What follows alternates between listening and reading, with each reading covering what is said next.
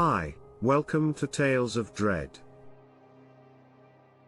Tonight we are back with some true horror stories involving the military. So enjoy, but don't forget to like, share and subscribe.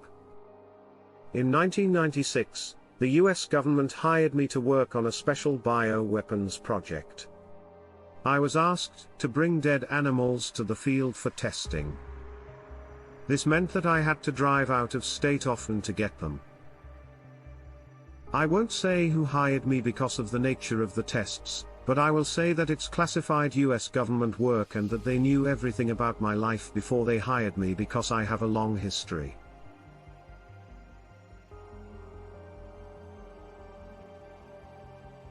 As I've already said, it was my job to bring the dead animals, which I got from a private source. It was a rancher from the area. Now, this rancher was very secretive about where they came from, but it's not hard to guess because coyote pelts and other animal skins sell for a lot of money. But jokes aside, he called me to tell me about something important.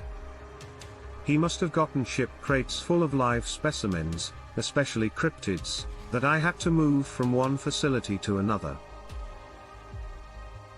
This was part of my job. This happened to me a lot before the rancher got shot in the head for breaking the rules. It wasn't my decision, but it's something you have to deal with in this line of work. It looks like he was a huge liability and risk for the projects we were working on. Then I was moved and put in charge of a small underground base in Wyoming, where I would still work on the Bioweapons project. We mostly worked on splicing and switching around DNA. We're talking about matching specific sequences of genetic code to sequences that have already been found. We wanted to find out what kinds of poisons we could make in a lab and then put into the DNA of other well-known animals. It was a pretty shady project, to put it mildly. The goal was to come up with something like a living weapon, like a super poison dart frog or other similar animals that we could use against the enemy to get information and do whatever else we needed.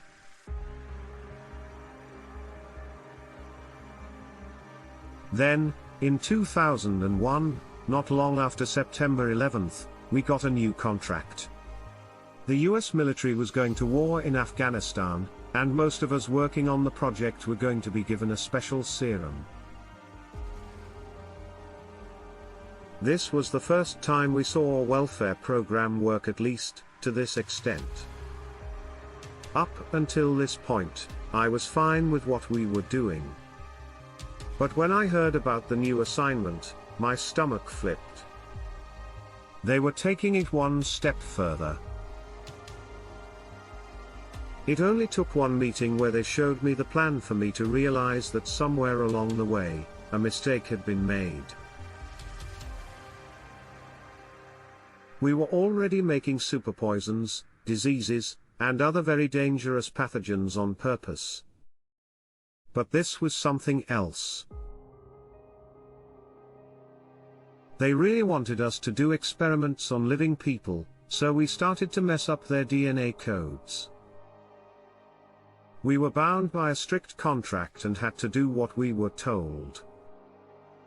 I didn't want anything to do with this.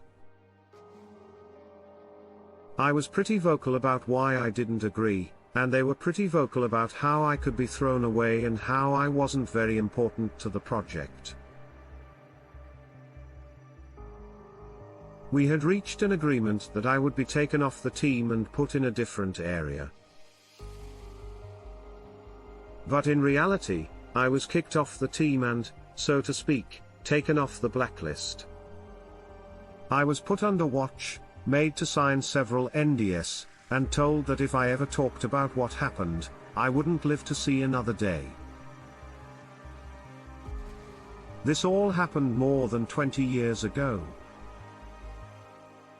After fighting stage 4 cancer, I think it might be time to open up after all.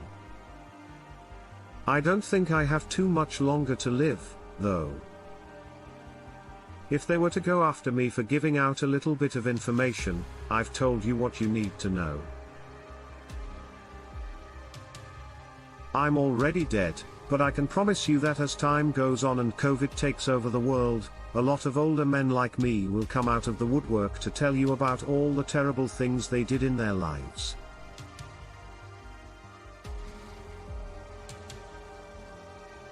I'm sure that a lot of us feel guilty about things we had to see, and we can't keep it in any longer.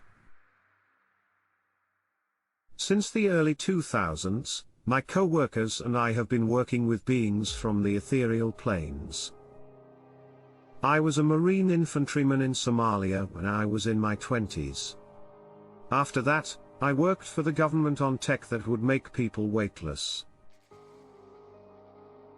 But really interesting things didn't happen until I was chosen by a secret government group of academics, researchers, and engineers to take part in experiments with large-scale applications of levitation technology.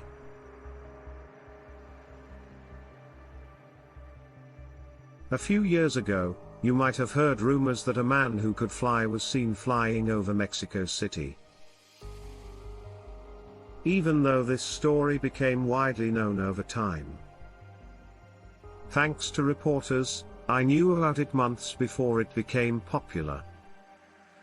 Or, I should say that before the Mexican citation, my colleague and I were both involved in reverse engineering experiments with a number of third parties who will not be named and who were also asked to help us better understand how their technology worked.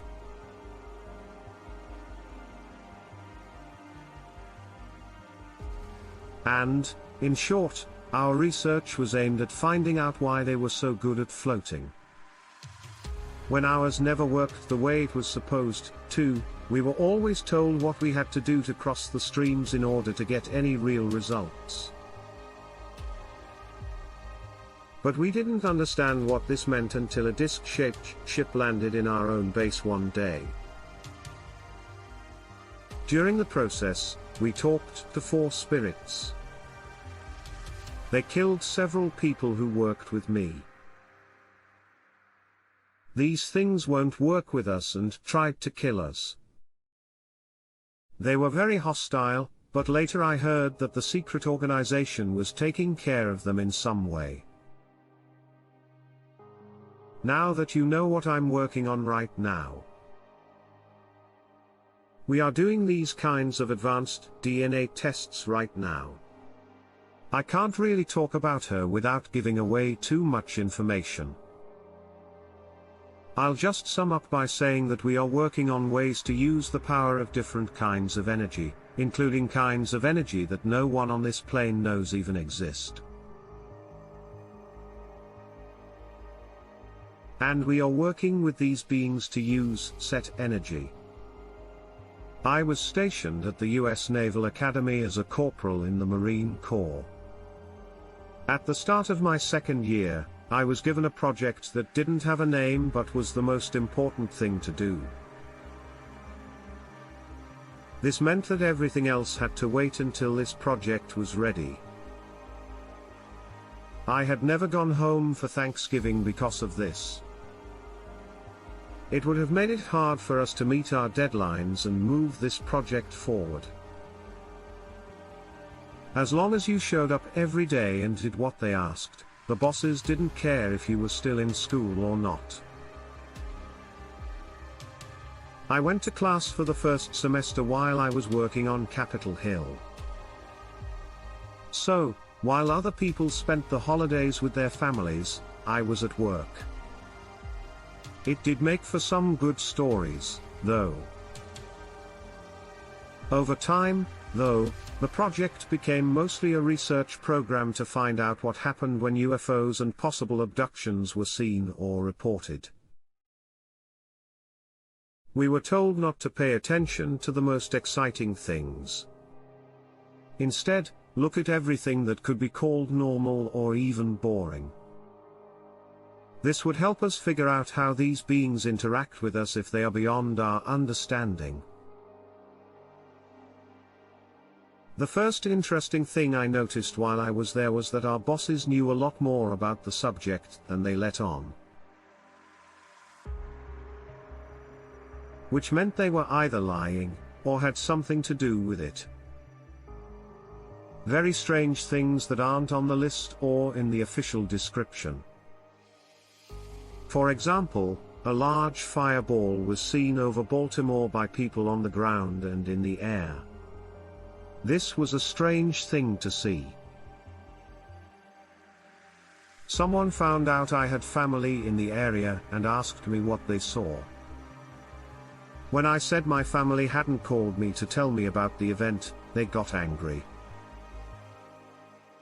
Another strange thing is that our bosses thought it would be good for us to work closely with these people. We might learn something from them, but they never shared anything they learned from these interactions, which made no sense given how much money the US government spent on this project.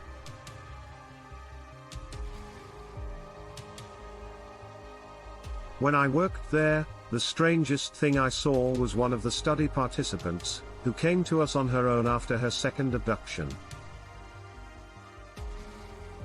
She wanted to know what had happened to her, even if that meant going against everything she had ever believed. These people were told that there would be no memory of their abduction experience. This was good for them. The woman I just talked about said she remembered everything, including seeing several beings on her farm doing something with her cows. From what we knew about these beings, nothing about what she had seen or felt made sense. After watching them for almost 20 years and realizing that things were getting out of hand, our bosses decided it was time to get in touch. We started out as if we were going to a diplomatic meeting, but by the end, I was alone with all three of them, and they had to drink an unknown liquid until they passed out. Our bosses have gone back to work, but we are no longer allowed to talk to the people in our study. So this woman was left without answers about what happened when she was taken. We also had information about strange aliens, but we didn't have much time or money to explore and figure out what it all meant. I was glad to be done with this project after my first year, but I felt like I had to go back the next year because I needed more proof that these beings were really out there.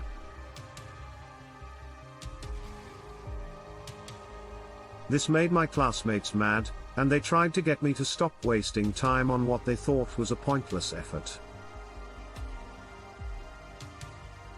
Because the project hadn't moved forward in 11 months, our supervisors decided that I needed a new task. Long story short, I won't waste your time with irrelevant details, but the project is still ever going and they are still working with human abductions and non-human entities. In July 1984, I was an army sergeant stationed in Maine.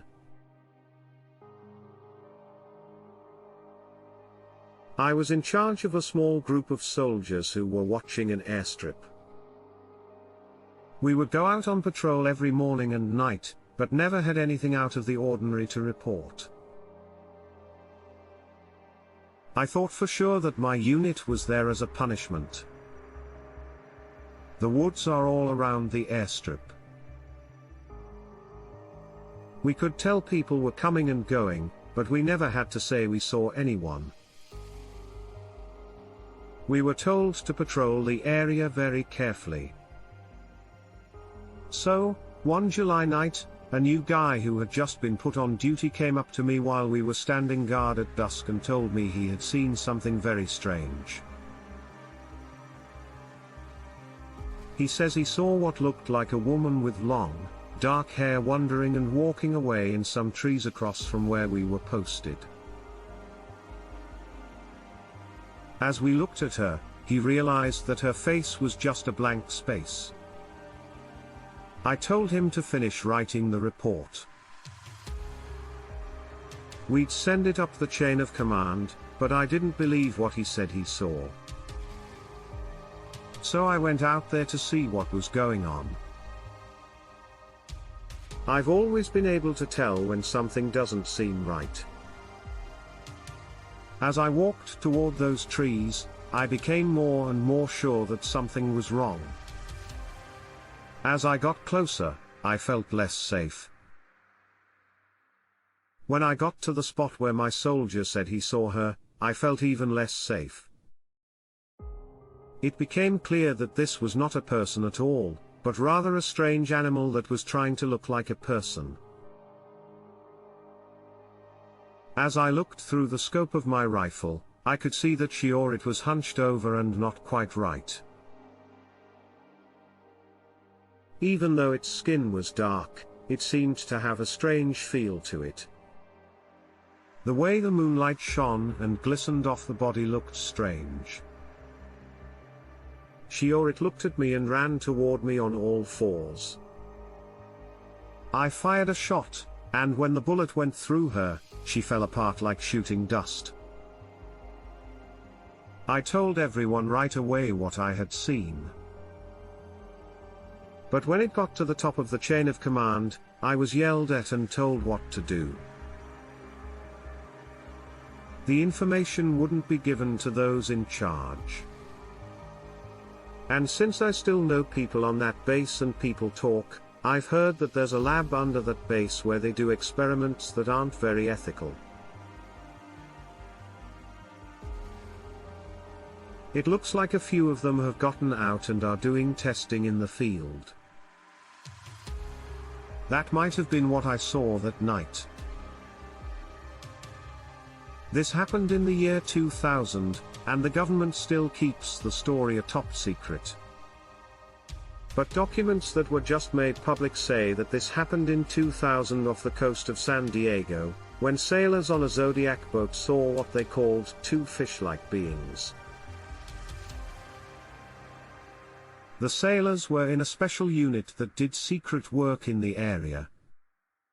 At the time, we were 50 miles from San Diego on a mission called Dark of the Moon. In 2000, one of the officers who took part in the briefing said that our boat was lit up by a very bright light. It was such a bright and strong light. All I could see of the three other men on the boat with me was their shadows. All of us were bathed in this strange light. There was also a long structure under it that looked like a fin or dorsal fin, which are common on military ships, but the top of this structure was strange. He then gave more information.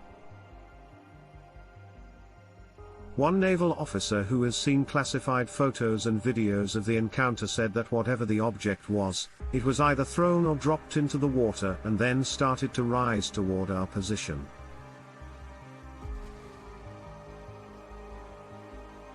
He said that the object was long and had a burnished gold color.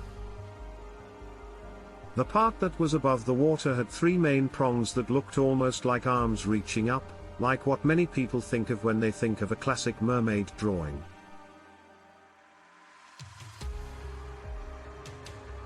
The object or being seemed to steady itself. They didn't know whether whatever it was mechanical or living. While this was going on, our boat started to move quickly away from this thing and turn away from it. The thing moved so quickly and quickly changed directions. I could only watch and be amazed. He said it was more advanced than anything on Earth.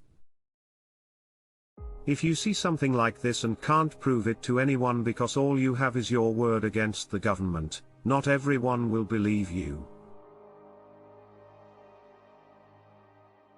There were a lot of strong feelings involved.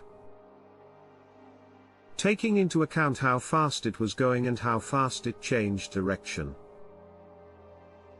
If that thing had been an underwater boat run by someone other than a military unit from the United States, I wouldn't be sure what to say. We were looking at an alien ship, but as much as we want to believe in aliens and UFOs, the thing we were looking at looked more like a living thing than anything else. The US Navy told the sailors who were afraid of getting in trouble if they talked about what they had seen to keep quiet. But the boat recorded the events on video, and a clip from one of these tapes was leaked anonymously a few years ago. The tape has been made public, but it wasn't until recently that documents were made public that said the event happened in 2000. My name is Vega. I work in the desert, but I can't say where. The FBI's unit for strange events just got hold of it. The building was used to hold prisoners of war from Afghanistan and Iraq until a few months ago, when it was shut down because other buildings were being fixed up. One project at the base is an underground geomagnetic array that is used to study changes in the Earth's electromagnetic field. In another building is a supercomputer center with the latest technology that can process exabytes of data from all over the world in a storm. I worked as a communication specialist for this unit for almost 2 years before I was sent to this very site. Here, it's my job to handle calls from nearby towns that need help right away, in addition to making sure the base itself is safe. On their bodies and helmets, all first responders have high-definition cameras. They could send pictures from any area where help was needed back to our dispatch center in real time.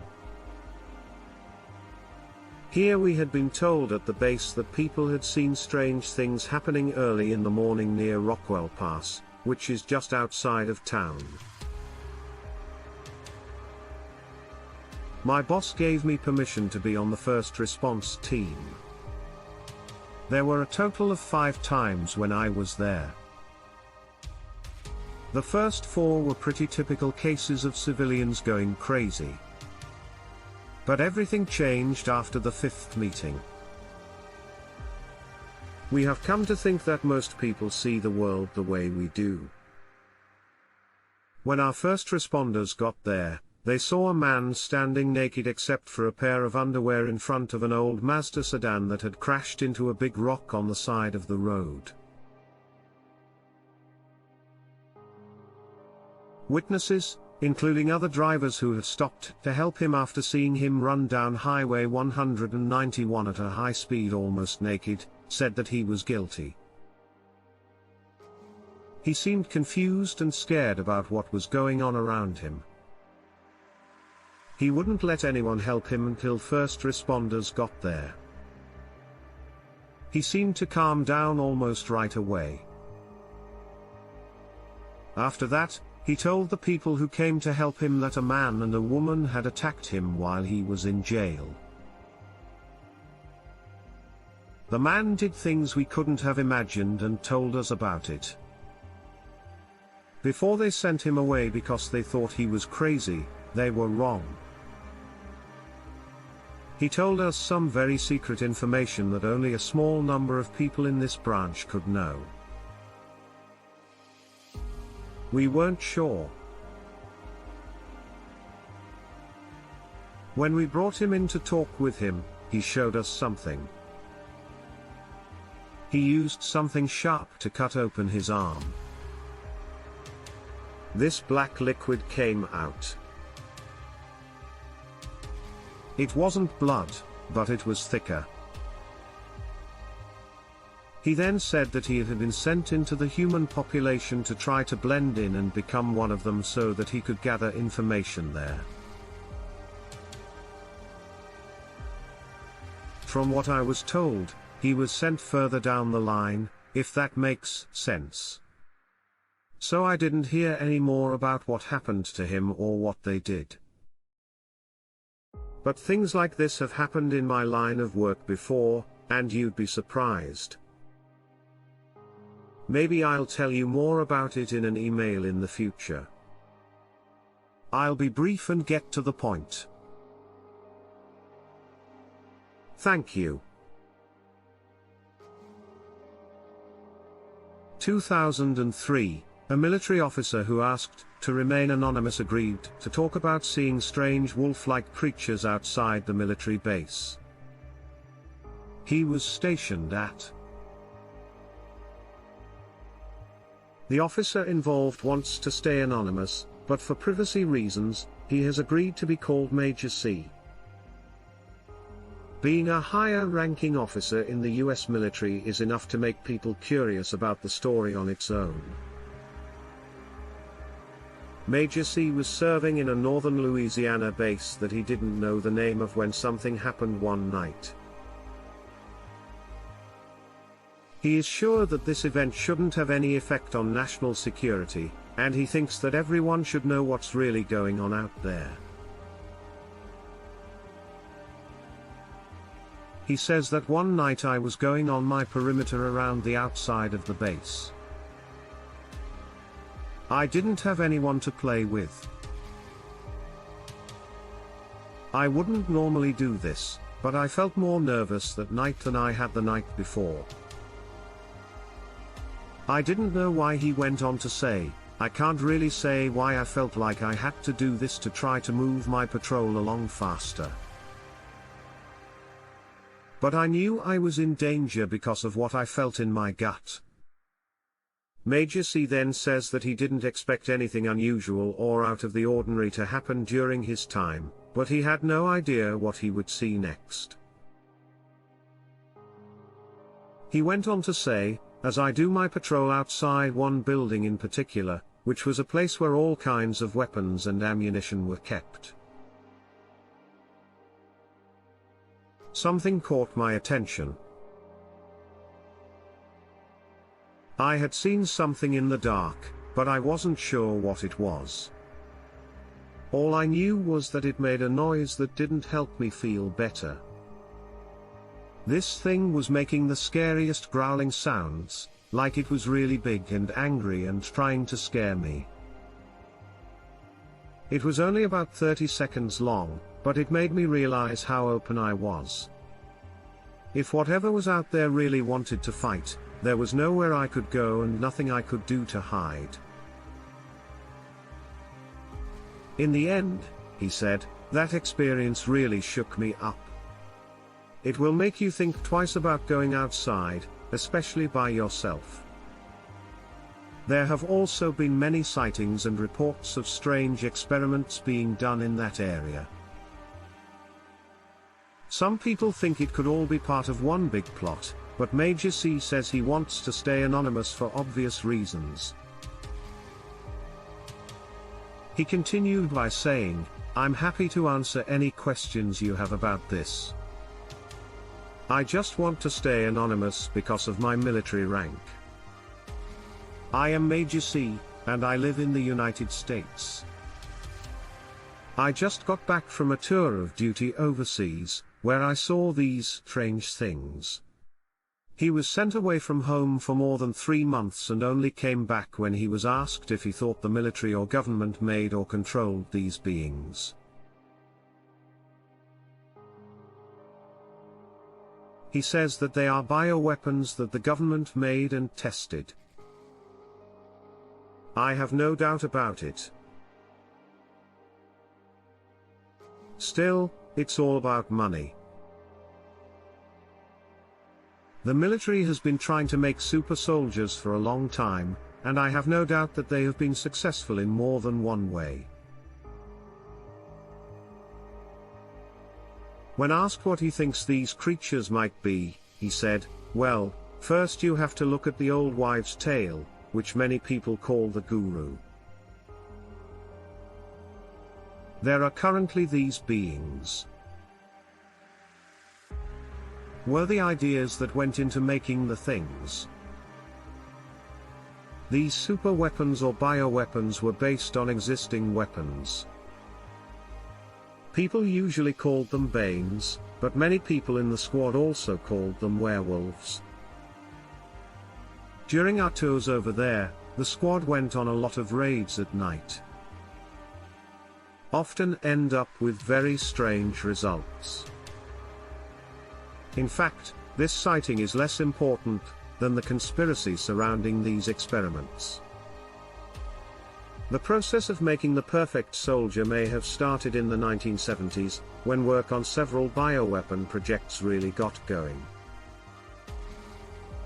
These experiments and projects were approved and allowed at the highest level, which means that the top officials in government bodies must have known about them but were sworn not to talk about them.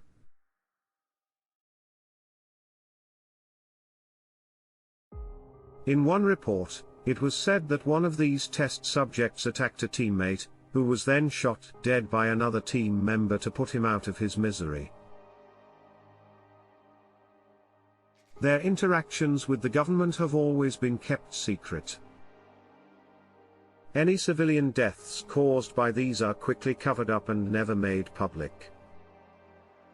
For now, it looks like the story behind this sighting will remain a mystery, but it's clear that something is going on at this military base. People think that everything has been hidden.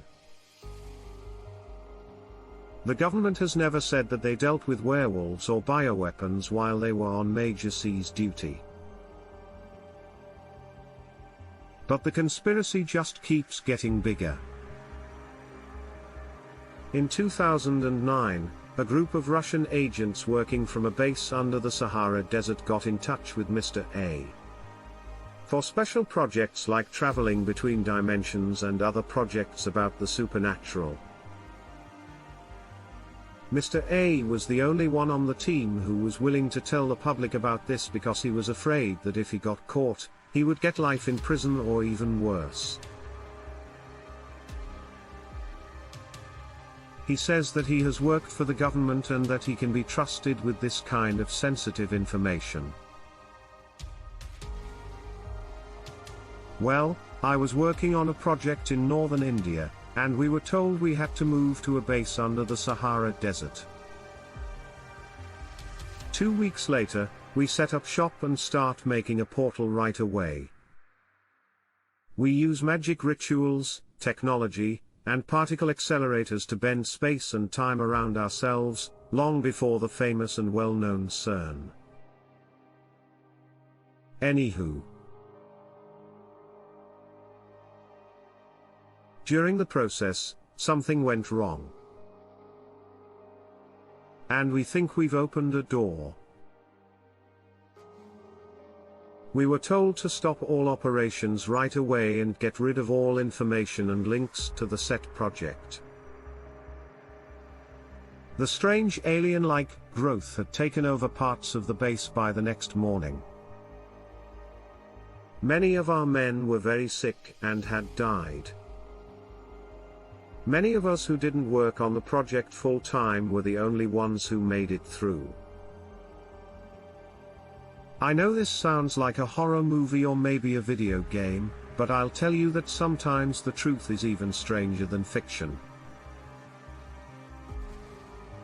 Before contamination could happen, the project was quickly shut down, and this facility was destroyed and buried forever under the sands. Since then, I've moved my work permanently to the United States, where I now live and work. I'm also working on other projects that are similar to the one we were working on. I've done a lot of things and have a long history, so that's about all I'll say for now. I'm here to tell you some things about what the government is doing about aliens. It's funny to think that all governments, including the military, are still trying to keep this quiet. The only thing stopping the truth about aliens and our moon from coming out, is that so many countries have something to lose if they tell the truth, and they still want to make money off of it.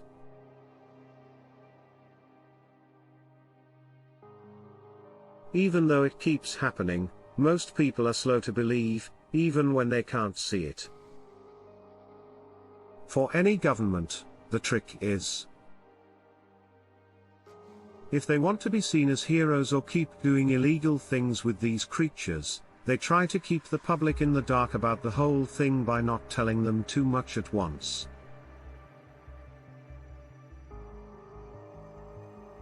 So, a complicated campaign of false information was made to keep people busy with lies and more lies. The truth is that there has been a lot of contact with people from other dimensions. But the problem is made worse by the fact that these aliens are not like most. They are not like what Hollywood makes them out to be. When we first started working on some samples in our lab, we weren't sure what we would find. At first, it seemed easy enough. Strange lights were said to be seen in other places. I couldn't believe it when I first heard it, before I started working on anything. When I saw the things for myself, I knew that they would never be the same again. Once the general public knew about these things, deals were made when people talked to each other. People were killed to get alien technology, which the military and government are now keeping secret so that people don't know much about the technology, which would scare you if you knew it existed.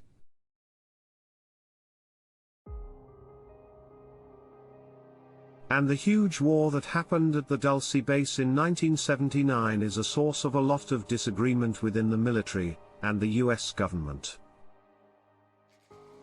But that's enough to fill a novella, so I'll let whoever reads this go down that rabbit hole on their own. But a lot of the specimens I worked on were either sent there or came from there. Any new technologies we learned about or hybrid experiments we did were also sent there. Which, if you didn't know, is the main place where all of this comes together, at least as far as I know. There are also a number of smaller operations going on all over the United States. Not at the same level as that base, of course, but at a similar level of power and output to keep myself safe. I'm going to say as little as possible. If you want to learn more about some of the things I've talked about today, just Google them. You can find a lot more information without me having to tell you too much, which could make me a real liability. In the 1970s, I worked for a secret government project that used strange gadgets and hard math to study the paranormal. The goal of this project was to use the power of ethereal energy, which is the energy that is all around us, and is now called dark matter. It had a few different names back then, but things didn't go as planned. The project ended after a few months. We thought that someone had told the top people about the project. I think there was more to it than that. When you start to play around with energies on this scale, people start to notice you. Not always the kind that makes you feel good. I can't tell you anything else. Too many people still keep an eye out for people who tell this kind of information. But I can't say that I had an experience with something on the other side of the veil after this project was shut down. Even though it took me years to figure out what happened, I think it was meant to teach me not to mess with forces we don't fully understand. Since then, I've tried to help people who are being hurt by these forces from another world. Maybe this is my punishment for having to work on that awful project. I don't want to sound crazy, so I probably won't write down my experiences with what's beyond the veil. Doing so might just lead to more questions I can't answer. I will say that after I worked hard on this project for a long time, I started getting visits every night from things that called themselves the Gatekeepers. These beings told me about experiments that would be done in the future and what unexpected effects they could have. They were evil spirits that tormented me every night, and I think it was because I had a part in removing the veil. Every morning, I would feel tired and worn out from not being able to sleep all night. Not just in the head, but also in the heart. I talked to an unknown person who knew about the project and was a bit higher up the chain. They say that these beings also caused dangerous things to happen in their lives and that you should never talk to them.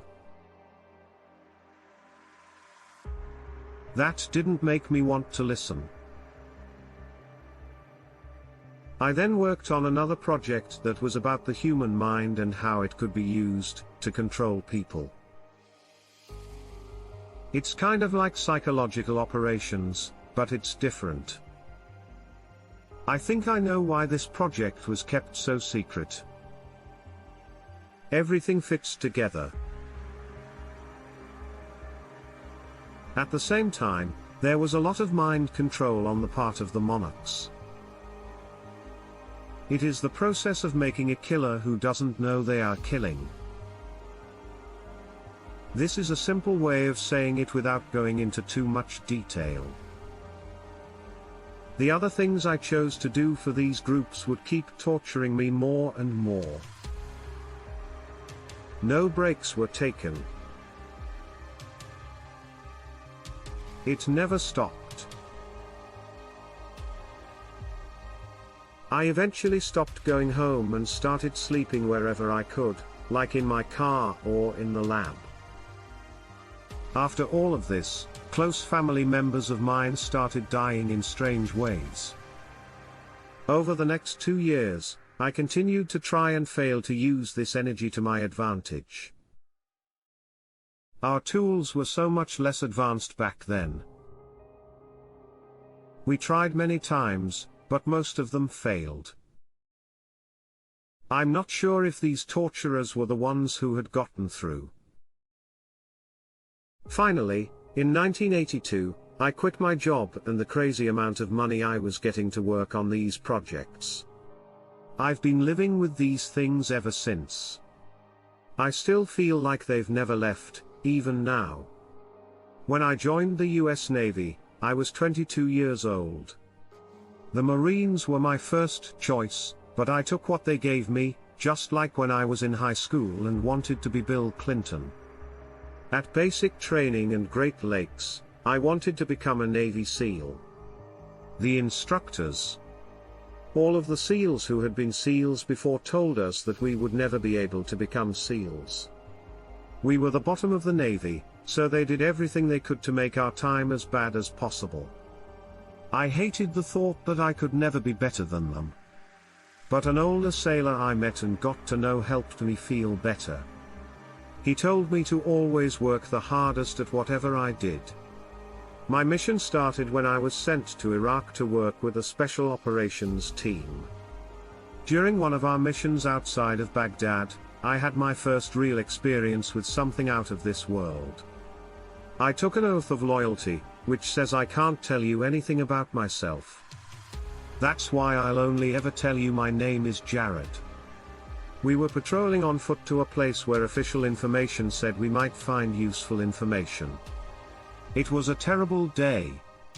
We had to fight our way through mud and slush.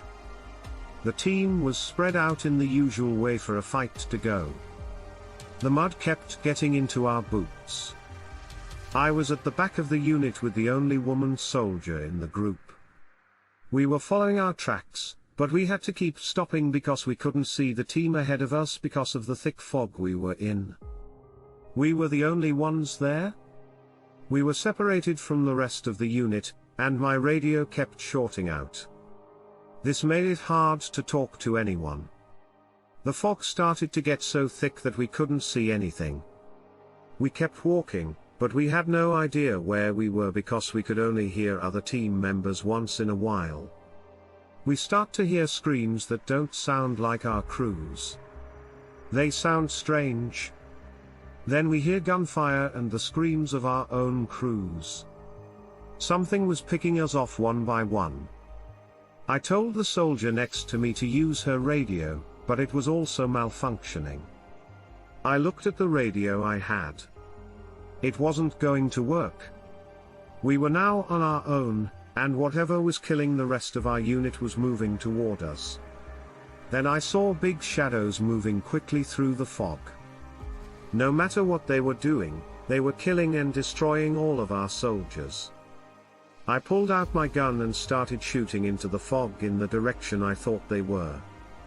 Even though it had only been a few seconds, we both kept firing. When I stopped, I saw that the soldier next to me was now dead. Even though I had been trained, I was trying hard not to freak out, but she was gurgling as she was dying. Not dead. More. As we fought against an enemy we didn't know, people started to scream. I fired a few more shots, but stopped when the fog began to lift and I could see again. About 3/4 of our team, including the woman soldier, was now dead.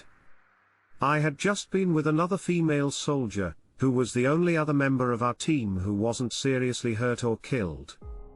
We went back to the closest city where we had to give a report, but we didn't try to run away from the fog that was coming toward us.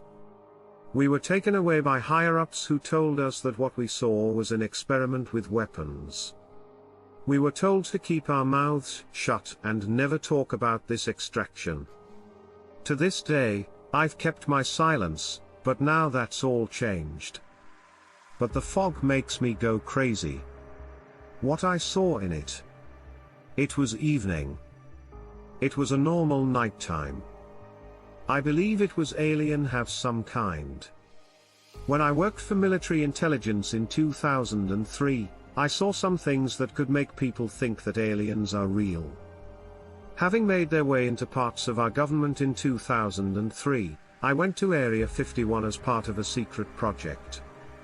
While I was there, I learned about some scary things that happen there at night. I've seen the military bring the wreckage of a UFO crash, and I'm not talking about Roswell. Since then, there have been a lot more. The most scary thing about this discovery is that it shows that aliens were also living and working under that site. The project I worked on was about alien life forms and how they wanted to wipe us out using alien technology that we have found after many UFOs have crashed since Roswell. One of the planes that crashed in Texas came down in Stephenville. The UFOs were made with technology that is much better than what we have. Because of this, the military has had to build their own ships. At first, I wasn't sure if the reports were true, but after seeing the UFOs over Area 51, I now believe that what people have been saying is true.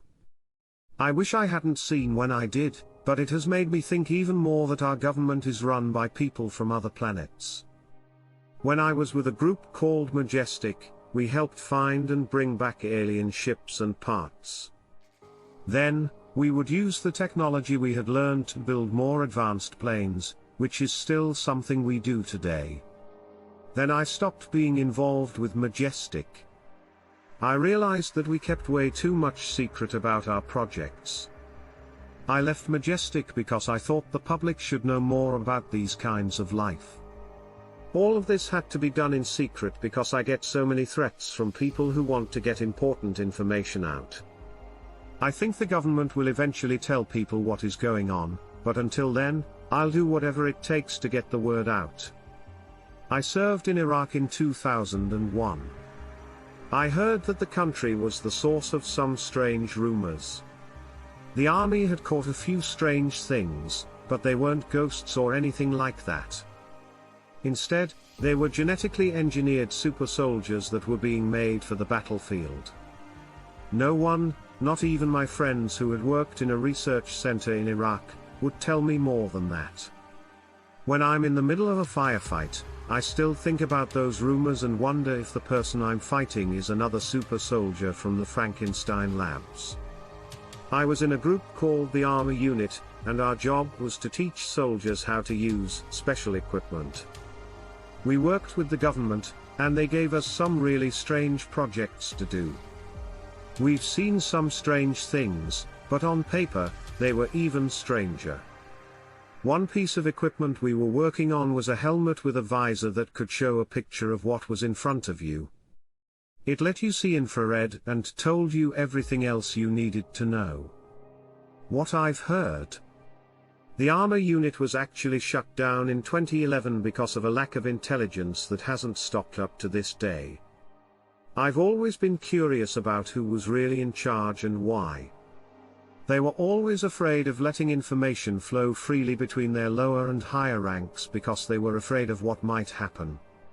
Soon after that stopped the sharing of information between units, rumors started to spread that there was a secret program to make super soldiers. We think that another reason for ending this is so that that program can go on. In 2001, we worked in a tiny village in the middle of nowhere not long after 9/11. When groups of soldiers started to attack us, we didn't know who they were, and none of them could talk to us. It was clear that they wanted to destroy the village and either catch or kill the army unit. It turned into a firefight that lasted for several hours and killed 2 of my fellow soldiers. Suddenly, it seemed like we weren't fighting against regular people. This, by the way, was a small French village in a very rural area near where one of our US labs is. I think that the soldiers we were fighting were the same ones who attacked our lab. I don't know. I've seen some strange things in my life, but I think this is what made me believe in the supernatural. I've been very quiet about it for a long time, but after what I saw, nothing really surprises me anymore. And in the time since this happened, we've left more than one secret place. Even more so after they started attacking our own people. I don't know what's going on, but I wanted to tell you my story since the armor unit was shut down in 2011, and the Super Soldier program has taken over.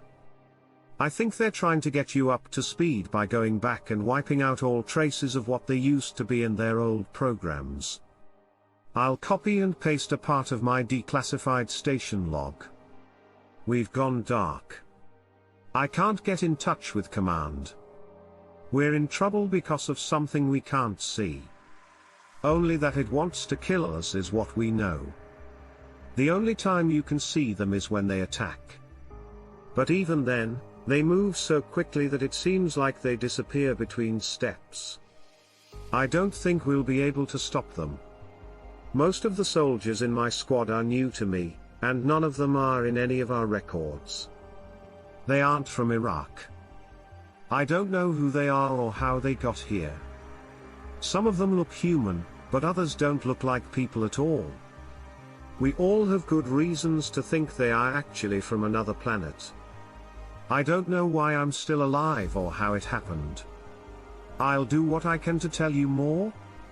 I am no longer a member of the military. But I had everything from 1991 to 2000. I wanted to tell you about one of the most interesting things that happened to me when I was in the Marines. It took place in 1994. A friend of mine who was a lieutenant colonel called me over one day. He had been looking for someone with my background because he thought I could help him with something that needed a lot of in-depth study. The job wasn't too hard, and it wouldn't get in the way of my regular work. The lieutenant colonel said I could work when he wasn't busy. I was thinking about what I could do to make it look like I was busy. When he told me where I'd be working, he called me over to one of his assistants. I was shocked to learn that it was actually on an alien ship that was found a long time ago on a small island near New Zealand. It was partially buried and covered in a black crystalline substance, which I later found out was very similar to what they used to make their holes fireproof. It had been buried for a long time in the dirt. When they dug it up, it was almost completely covered by a very thick layer that broke down into its parts after being exposed to oxygen for a few hours. It was clear that this stuff was making copies of itself and would keep growing until it covered the whole thing. I thought the whole ship was going to sink. We took a sample back to the lab and used very powerful lasers on it. We were able to use the laser to melt and burn a very small, very thin hole in it. We were able to get samples of what was underneath the black stuff, which kept coming back quickly.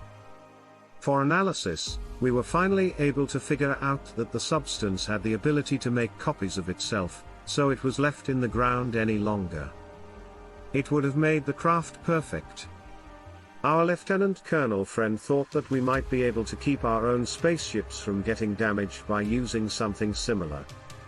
But it was hard to figure out how to make it. No one ever gave me a straight answer about how to do it. This stuff was also very magnetic, so it was drawn to metal. We couldn't have kept them safe on our own ships. The Colonel thought that this could be a way for aliens or alien life to keep from doing damage. By that time, I knew enough about their weapons to know that they would never let something like this stop them from getting where they wanted to go. The project's research was eventually moved to the United States, where it was called Project Mercury. I found out later that the craft had supposedly been going around the Earth for years. But when it got close enough to some very powerful equipment in Antarctica, that's when they were able to figure out where the electromagnetic radiation was coming from. It was because he spent so much time in the dirt. It had found a way to biomutate and make this kind of energy source, which was different from anything else. Later, they learned that it was the half-life decay of one element into another, which happens slowly on Earth but much faster in space. It seems that when they took it out of the ground, they didn't know how to turn it off. And that thing was pulled away from the coast and put somewhere in international waters. Someone who worked on the project told me that we were first found in that part of Antarctica. I've been told that this technology is still being used today.